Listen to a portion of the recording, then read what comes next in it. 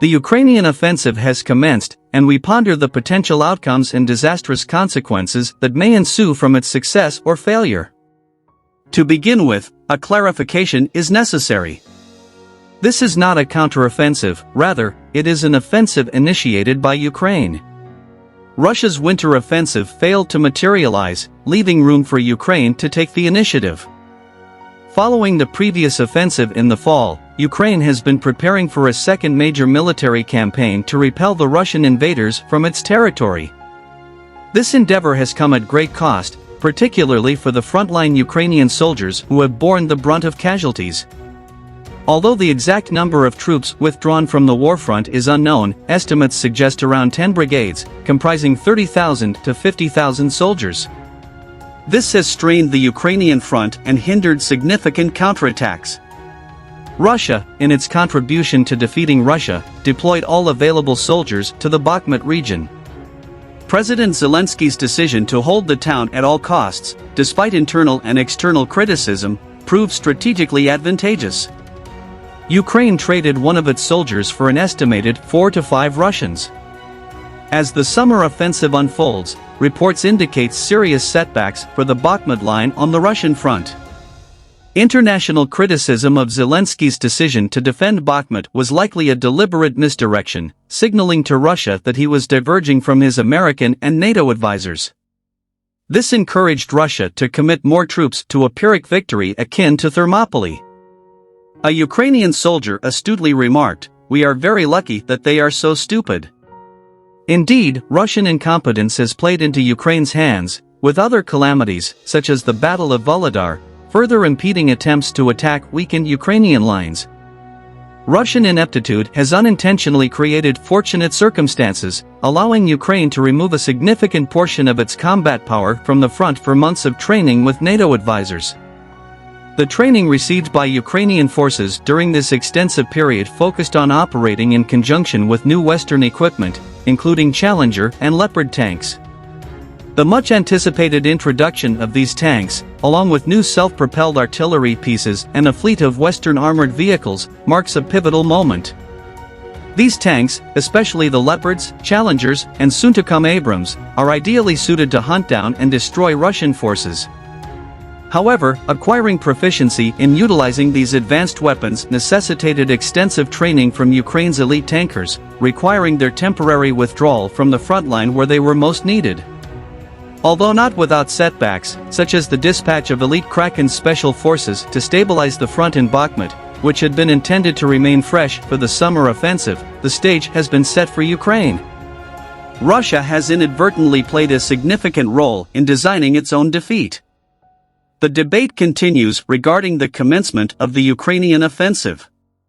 Nevertheless, even though Western tanks have yet to make their debut, there is no doubt that the answer to this question is a resounding yes.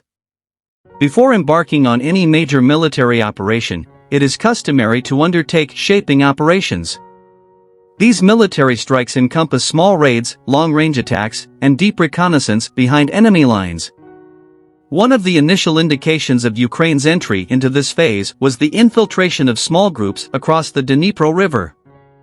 These commando raids aimed to test Russian defenses while sowing confusion among Russian command staff regarding whether the offensive would include a river crossing. The formidable water obstacle would heavily favor Russian defenders. Meanwhile, Russia could not have overlooked the announced aid packages from the United States, which included river patrol boats and ample river crossing equipment. Subsequently, Ukraine launched a campaign of deep strikes into the Russian rear, employing British Storm Shadow missiles. While Britain only recently publicized its donation of these missiles to Ukraine, privately Ukraine and Britain had likely been aware of this arrangement for months, allowing Ukraine to coordinate its shaping campaign. The fact that Ukraine was already utilizing Storm Shadow missiles against Russians when the British announced their provision confirms this. The Storm Shadow missile enables Ukraine to strike targets deep behind enemy lines.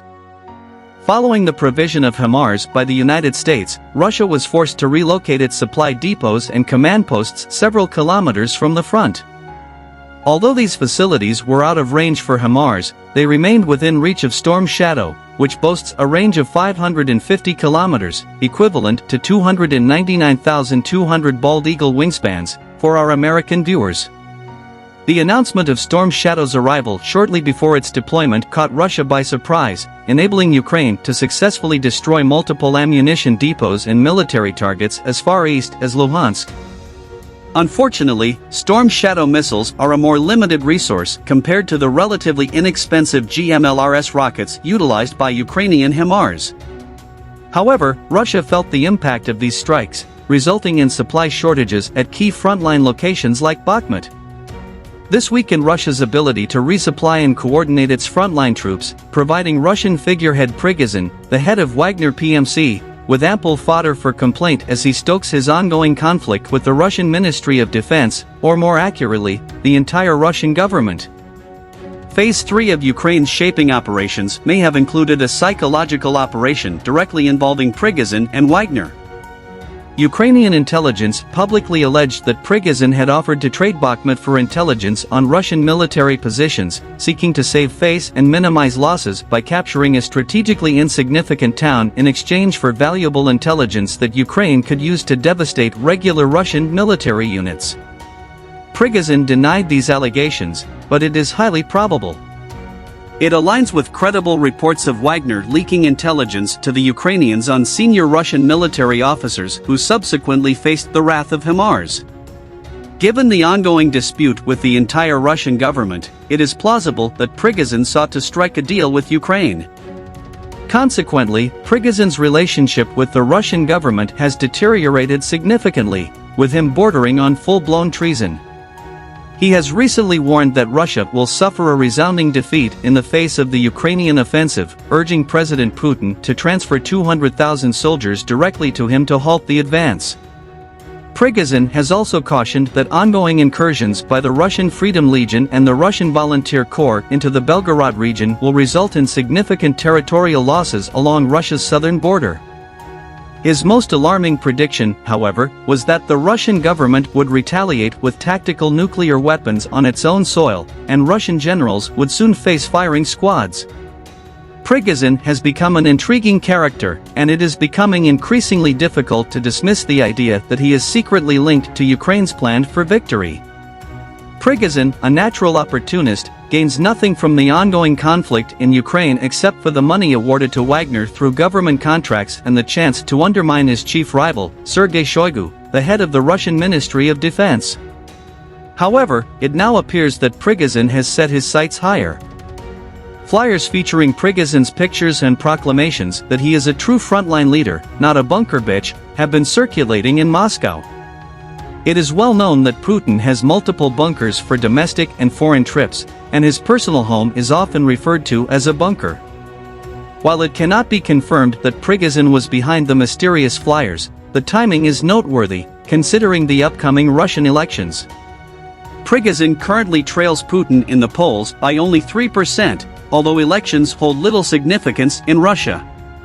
Nonetheless, Prigozhin's rapid rise in popularity among the Russian people is not a coincidence. He has carefully cultivated his public image since the beginning of the war, portraying the military as inept and its leadership as corrupt, weak, and traitorous to the Russian people. It is also worth noting that the Russian Volunteer Corps recently announced its intention to deal specifically with Prigozhin and no other Russian official. This far-right group vehemently opposes Putin and has experienced significant success alongside the Russian Freedom Legion in their incursions into Belgorod, which embarrassed the Russian military unable to halt their advances. Recently, Prigozhin released a video showing himself and his Wagnerites preparing to repatriate the bodies of American and Turkish Ukrainian volunteers. The coffins were draped in their respective flags, and Prigozhin offered respectful words for the volunteers fighting on Ukraine's side. This is an intriguing move considering that Prigozhin had previously ordered his men to kill all Ukrainians they encountered, including women, the elderly, and children. It is possible that Prigozhin is attempting to curry favor from the West in order to present himself as a figure to support in a potential collapse of the Putin government. While we refrain from making any predictions, it is evident that the stage is set, and Prigozhin appears to be playing his role effectively.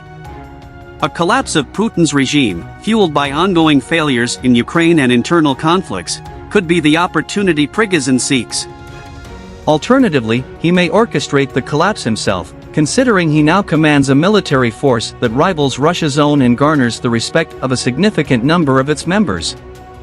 It is not inconceivable that the West would support Prigozhin in facilitating Putin's early retirement in exchange for an end to the war. Shifting focus to the more kinetic aspects of the offensive, there are certain elements we can ascertain. Ukraine has not made any official announcements, except to indicate that a decisive date for major combat operations has been set. Currently, it appears that Ukraine is still in the shaping stage, preparing the battlefield. The first indicators of major offensive operations will be the appearance of Western armor, which will be hard to miss. Ukraine is likely to utilize its NATO-trained reserve as the spearhead to break through Russian lines. The U.S. military doctrine emphasizes swift offensives, concentrating combat power at a single point of contact to break enemy defenses and penetrate deep into their rear areas. Once a few kilometers of penetration have been achieved, offensive forces fan out to the left and right tossweep into the flanks and rear of adjacent enemy forces. Ukraine will employ the same doctrine and is well prepared thanks to special engineering and mine-clearing vehicles provided by the U.S. Russian defense doctrine involves multiple lines of defense, with the rearmost defensive line located several kilometers behind the front. In between these defense lines, extensive minefields are deployed, making mine-clearing vehicles crucial. Although Ukraine lacks air superiority, precision weapons such as Western MLRS, multiple launch rocket system, HIMARS, and air-launched cruise missiles will be utilized to counter the significant Russian artillery advantage. While a typical Western offensive would rely on air assets for direct air support, Ukraine will have to rely on speed and precision strikes by its own artillery, delivered in concentrated form to be effective. Otherwise, Ukrainian assault forces risk getting trapped in Russian killing fields. However, Russia is facing a significant shell shortage due to ongoing warfare and supply problems.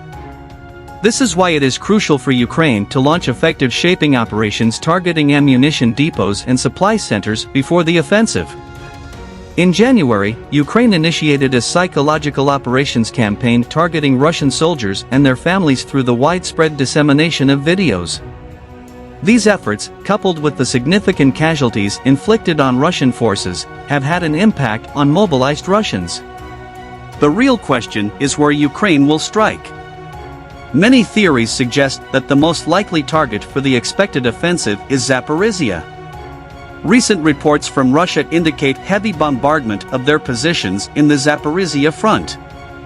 An offensive across the Dnipro River in the south seems highly unlikely due to the destruction of the Novokakhovka Dam by Russia. Blowing up the dam, an act considered a war crime, flooded a significant portion of the Dnipro River basin. Only Russia is desperate enough to commit such a large-scale war crime.